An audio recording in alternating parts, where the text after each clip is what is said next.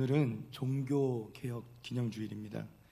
지상에 있는 모든 개신교회가 이날 10월의 마지막 주일을 종교개혁주일로 지킵니다.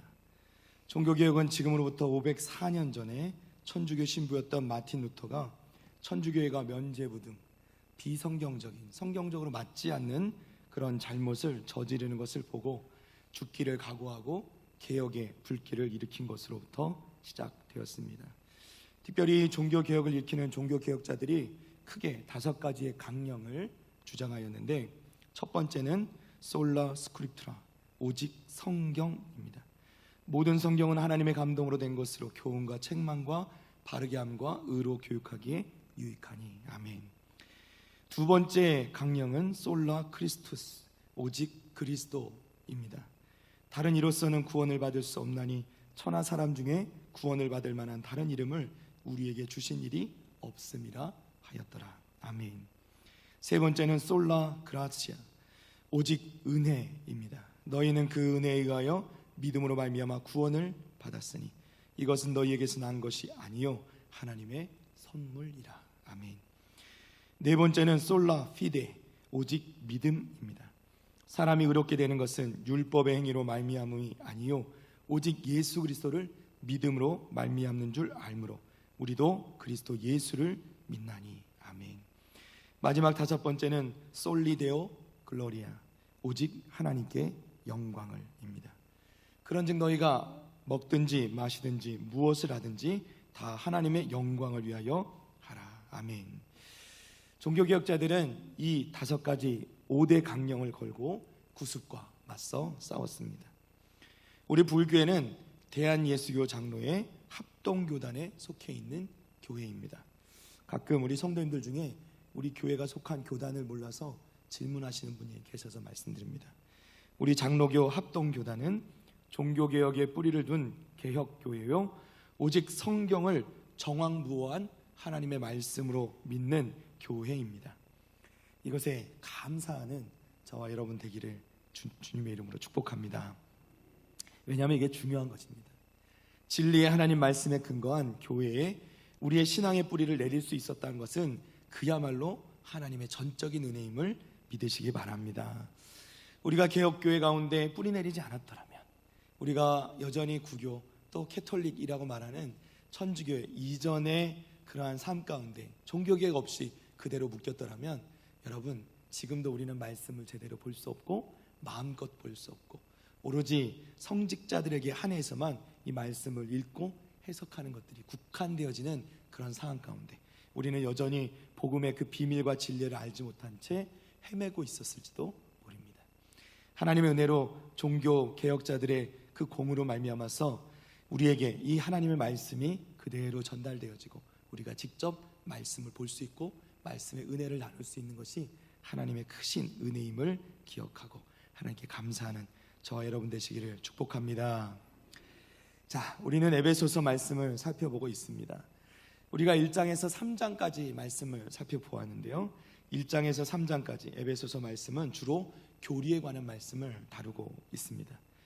이제 4장부터 6장까지 말씀을 보게 될 텐데, 4장부터 6장까지의 말씀은 이제 실생활에서 어떻게 이 말씀을 실천하는가의 내용을 다루고 있다고 볼 수 있습니다. 그러나 그렇다고 이 2가지가 완전히 분리되어 있는 것은 아닙니다. 왜냐하면 우리의 삶에 이 복음의 교리와 우리의 삶이 서로 그렇게 동떨어진 것이 아니기 때문입니다. 어떤 분들은 에베소서를 딱 3장까지만 보고 여기까지만 딱 봤으면 좋겠다고 하는 분들이 계십니다. 왜냐하면 3장까지의 내용은 복음의 그 진수, 그야말로 복음의 내용들을 담아서 그 풍성한 은혜를 우리에게 말씀해주고 있기 때문입니다. 축복의 말씀들이죠. 우리 몇 구절만 한번 좀 살펴볼까요? 에베소서 1장 5절 말씀입니다. 그 기쁘신 뜻대로 우리를 예정하사 예수 그리스도로 말미암아 자기의 아들들이 되게 하셨으니. 아멘. 우리를 예정하사, 그렇죠? 하나님께서 우리를 미리 태초부터 그 이전부터 예정하셨다 말씀하셨습니다. 에베소서 1장 18절에서 19절입니다.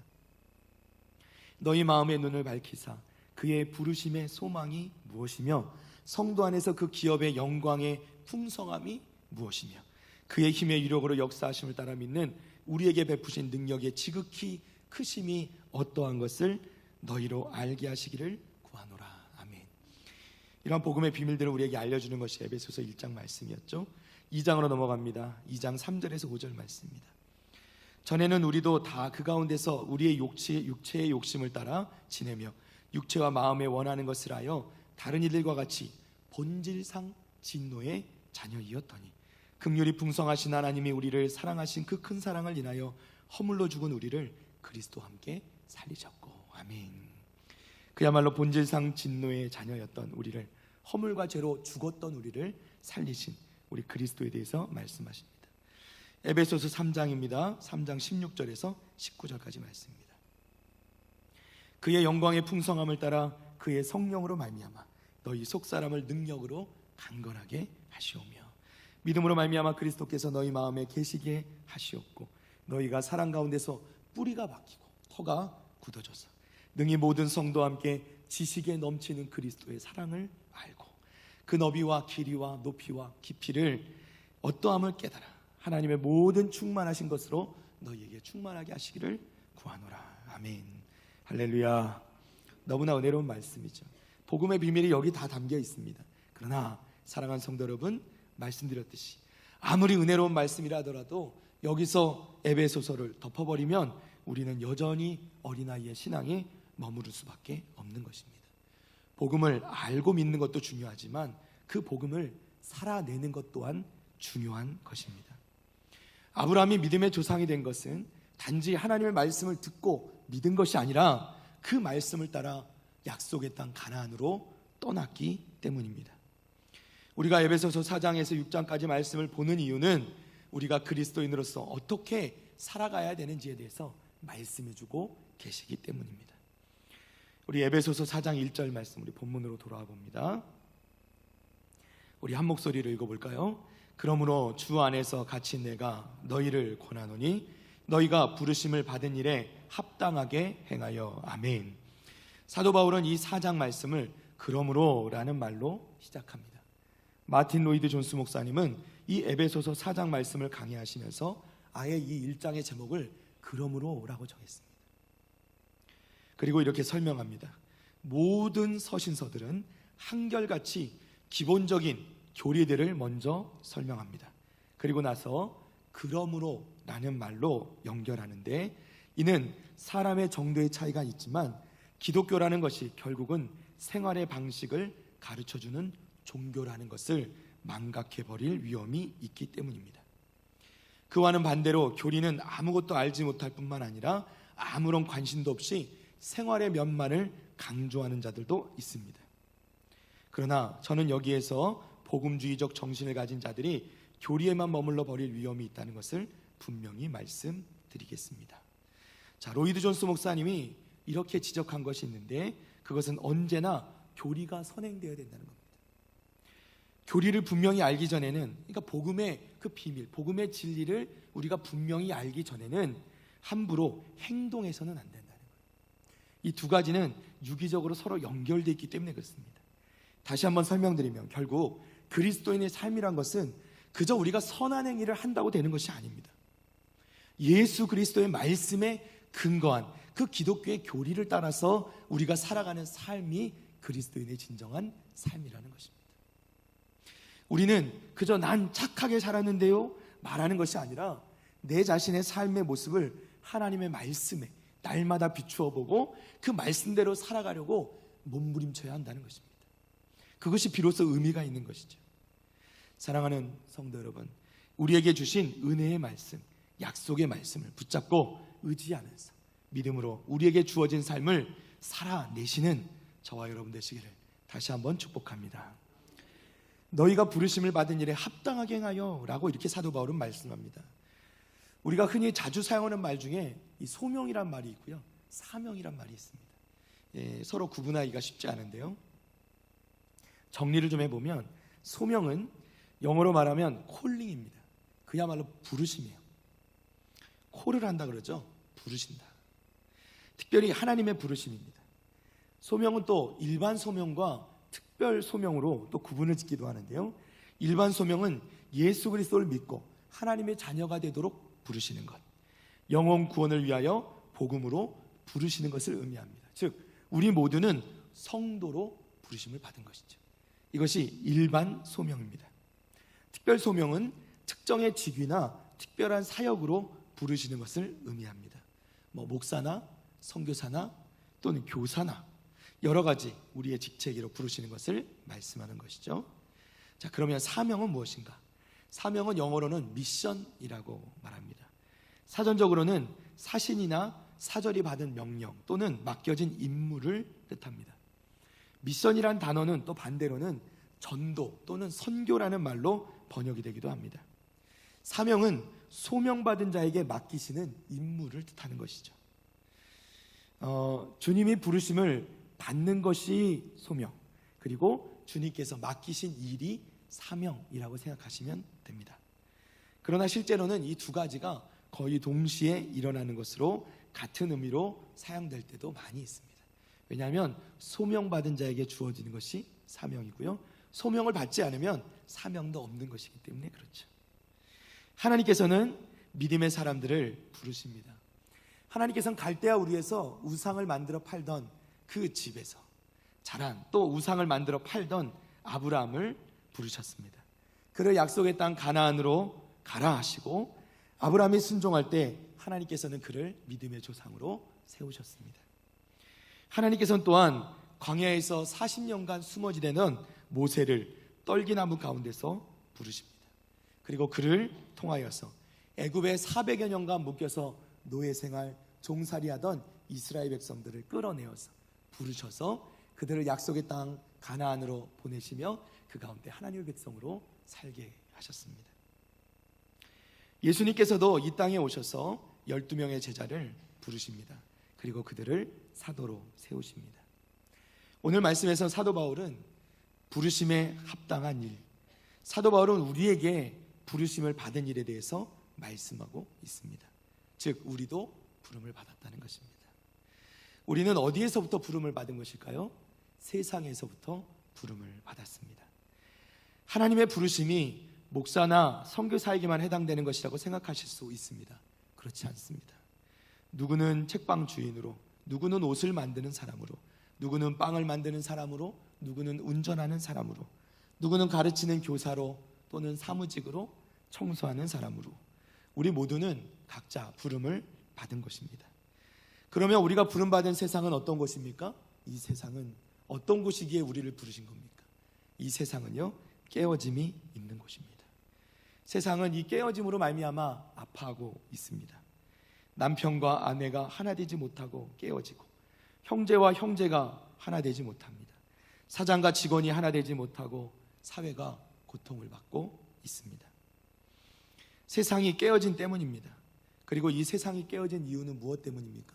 바로 죄 때문이라고 성경은 말씀합니다. 태초에 하나님께서 세상을 창조하실 때 모든 것은 하나였습니다. 아담과 하와가 하나였고 그 부부가 하나였고 하나님과도 함께였습니다. 그러나 죄가 들어와서 이 모든 것이 깨어지고 맙니다. 하나님과의 관계도 깨어지고 부부간의 관계도 깨어지고, 이것은 가인과 아벨의 형제 간에도 깨어짐으로 이어집니다. 하나님께서는 이 깨어진 세상 가운데서 우리를 불러내셨다는 것입니다. 에베소서 2장 12절부터 16절까지 말씀을 보겠습니다. 그때 너희는 그리스도 밖에 있었고 이스라엘 나라 밖의 사람이라 약속의 언약들에 대하여는 외인이요 세상에서 소망이 없고 하나님도 없는 자이더니. 아멘. 13절입니다. 이제는 전에 멀리 있던 너희가 그리스도 예수 안에서 그리스도의 피로 가까워졌느니라. 그는 우리의 화평이신지라 둘로 어떻게 해요? 하나를 만드사. 할렐루야. 원수된 것 곧 중간에 막힌 담을 자기 육체로 허시고 법조문으로 된 계명의 율법을 폐하셨으니 이는 이 둘로 자기 안에서 어떻게 해요? 한 세 사람을 지어 화평하게 하시고. 마지막 16절입니다. 또 십자가로 이 둘을 어떻게 해요? 한 몸으로 하나님과 화목하게 하려 하심이라. 원수된 것을 십자가로 소멸하시고. 아멘. 하나님께서는 이 깨어진 세상 가운데서 우리를 불러 세 사람을 만드셨습니다. 우리를 하나로 만드시고 한 세 사람으로 지으시고 십자가로 한 몸이 되어서 하나님과 화목하게 하셨습니다. 에베소서 4장 3절 말씀, 오늘 본문의 말씀인데요. 다 같이 한번 읽어봅니다. 평안에 매는 줄로 성령이 하나 되게 하신 것을 힘써 지키라. 아멘. 여기서 힘써 지키라 이렇게 말씀합니다. 이 말씀을 원어의 의미를 살려 번역하면 부지런히 보존하라는 말씀입니다. 하나 된 상태를 보존하기 위해서, 보호하기 위해서 힘쓰라는 겁니다. 부지런히 힘을 쓰라는 것입니다. 성령이 하나 되게 하신 것을 힘써 지키는데, 그 지키는 방법으로서 사도 바울은 몇 가지 덕목을 제시합니다. 에베소서 4장 2절을 돌아갑니다. 다시 한번 다 함께 읽겠습니다. 모든 겸손과 온유로 하고 오래 참음으로 사랑 가운데서 서로 용납하고. 아멘. 자, 첫 번째 덕목입니다. 겸손입니다. 사도 바울 당시에 사실 헬라와 로마 문화 안에서는요, 이 겸손이 좋은 덕목이 아니었습니다. 이 사람들은 겸손은 연약한 것이라고 생각했고, 겸손은 자존심을 잃어버린 것이라고 생각했습니다. 그들은 자신을 피하라고 나타내는 것에 집중했습니다. 그러나 성경이 말하는 겸손은 연약함이 아닙니다. 이사야서 57장 15절 말씀 잠깐 봅니다. 지극히 존귀하며 영원히 거하시며 거룩하다 이름하는 이가 이와 같이 말씀하시되 내가 높고 거룩한 곳에 있으며 또한 통회하고 마음이 어떤 자와 겸손한 자와 함께 있나니. 아멘. 하나님께서 누구와 함께 있습니까? 겸손한 자와 함께 있는다 말씀하십니다. 할렐루야. 또한 예수님께서는 제자들에게 겸손을 몸소 보여주시며 가르쳐주기도 하셨습니다. 요한복음 13장 13절에서 15절까지 말씀입니다. 너희가 나를 선생이라 또는 주라 하니 너희 말이 옳도다. 내가 그러하다. 내가 주와 또는 선생이 되어 너희 발을 씻었으니 너희도 서로 발을 씻어주는 것이 옳으니라. 내가 너희에게 행한 것 같이 너희도 행하게 하려 하여 본을 보였노라. 아멘. 예수님께서는 제자들이 하나님 앞에서만 아니라 서로에게도 겸손하여 서로 섬기며 자기들을 다른 사람보다 위에 두지 않고 낮은 자리에 있기를 원하셨습니다. 주님의 겸손한 마음을 본받아서 우리도 성도된 삶을 살아야 될 줄로 믿습니다. 그렇게 할 때 성령의 하나 되게 하신 것을 우리가 지켜갈 수 있게 되는 것이죠.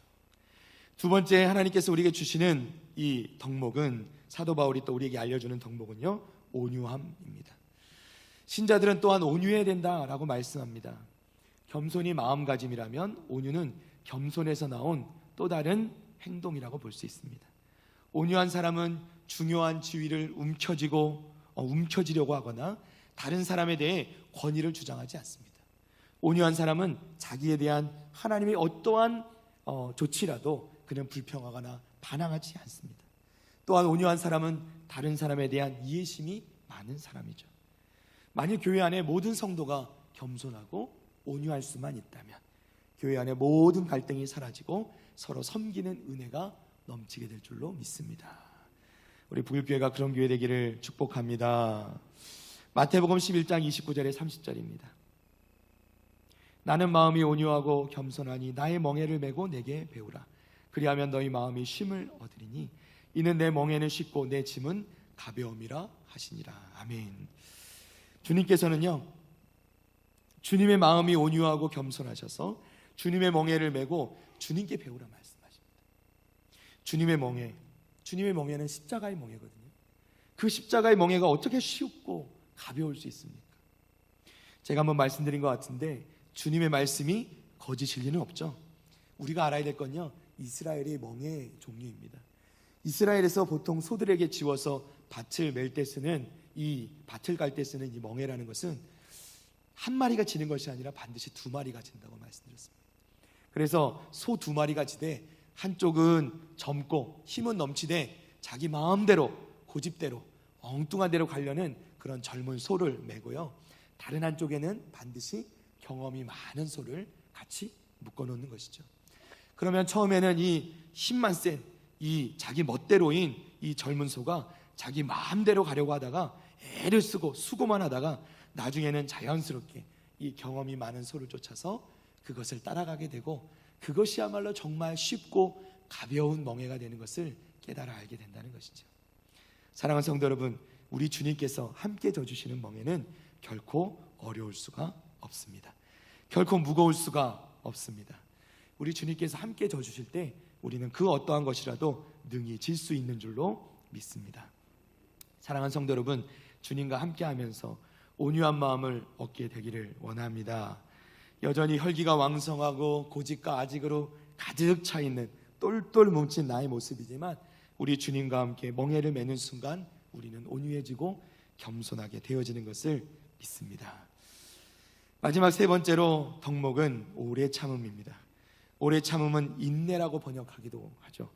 다른 사람의 허물이나 실패를 다룰 수 있는 그런 자질, 또 잘못에 대해서 안갚음을 하지 않는 자질을 나타냅니다. 온유와 겸손이 성도가 내적으로 갖추어야 되는 태도라고 생각하면 오래 참음은 외적으로 나타내는 대표적인 성도의 덕목이라 할 수 있습니다. 주님의 사랑을 풍성히 받은 성도는 애매히 고난을 받아도 주님을 생각함으로 참아야 한다는 것이죠. 오래 참아야 하는 이유는 불평하고 원망하는 자들을 향하여 인내하는 것이 결코 쉬운 일이 아니지만은 환경에 굴복하거나 시련을 이기지 못하면 하나 되어야 될 이 성도의 공동체가 나뉘어지고 깨어질 수 있기 때문에, 또 분쟁하고 원망을 일으킬 수 있기 때문이죠. 세상에 완전한 사람은 하나도 없습니다. 그러므로 신자들은 허물이 있는 사람에 대해서도 오래 참을 줄 알아야 됩니다. 서로 용납하는 것도 매우 비슷한 의미에 해당하죠. 이는 하나님께 대한 전적인 믿음과 상대방을 향한 긍휼히 여기는 마음이 없으면 될 수 없는 일입니다. 말씀을 정리합니다. 사랑하는 성도 여러분, 우리는 무엇 때문에 힘들어합니까? 무엇 때문에 고통스러워합니까? 현재 우리 가정의 문제는 무엇입니까? 우리 공동체의 문제는 무엇입니까? 물질이 없어서입니까? 무엇이 부족해서입니까? 그렇지 않습니다. 돈이 좀 없으면 어떻습니까? 좀 작은 집에 살면 어떻습니까? 부부가 하나 되고 자녀와 관계가 회복되어지고 하나님께 마음껏 예배할 수 있으면 그것이 천국이 되는 줄로 믿습니다. 제가 대신방을 하면서요, 우리 성도님들, 우리 권사님들, 집사님께 많이 듣는 이야기가 있습니다. 그건 뭐냐면, 예전에 우리 북일교회가 아주 작았을 때 그때가 참 좋았다는 얘기. 열악한 상황 가운데 지하에서 기도해야 됐을 때 그때가 참 좋았다고 하시더라고요. 기도할 것이 마땅치 않아서 계속 이 건물을 짓고 공사하는 가운데 어렵고 힘든 상황이었지만 그때가 좋았다고 말씀합니다. 사랑하는 성도 여러분, 왜 그럴까요? 정말 우리에게 물질이 넘치고 대궐 같은 집에 살게 되면 우리 마음이 천국과 같을까요? 우리가 아무리 넉넉한 삶을 산다고 할지라도 부부가 마음이 갈라지고 부모 자녀 간의 마음이 나눠지고 하나님과 멀어진 가정은 결코 행복할 수 없습니다. 그런 가정은 마치 지옥이 따로 없겠죠. 잠언 17장 1절 말씀입니다. 마른 떡 한 조각만 있고도 화목하는 것이 제육하고도 다투는 것보다 나으니라. 아멘. 세상은 자꾸 우리를 속이려 합니다. 물질이 없어서 마음이 힘들고 그 자리를 차지하지 못해서 내게 기쁨이 없고 누구 때문에 내 마음이 평안이 없는 것처럼 착각하게 만듭니다. 그러나 생각해 보시기 바랍니다. 지금처럼 넘치지 않아도 행복할 때가 있지 않았습니까? 더 어려울 때도 기쁨으로 일할 때가 있지 않았습니까? 정말 정신없이 일을 하고 정신없이 지쳐서 쓰러질 때도 그럼에도 불구하고 다시 일어나 기쁨으로 섬길 때가 있지 않았습니까? 사랑하는 성도 여러분, 겸손과 온유와 오래 참음으로 하나 되기를 원합니다. 우리가 하나 될 때 비로소 우리가 하나님 말씀하시는 천국을 이루어갈 수 있을 줄 믿습니다. 우리가 부르심을 받은 일에 합당하게 행하여 하나 되기 시작할 때 하나님께서 우리 가운데 새 일을 시작하실 줄로 믿습니다. 사랑하는 부일의 성도 여러분, 우리가 함께 하나 되어 이 모든 역사를 이루어 나가기를 간절히 바랍니다.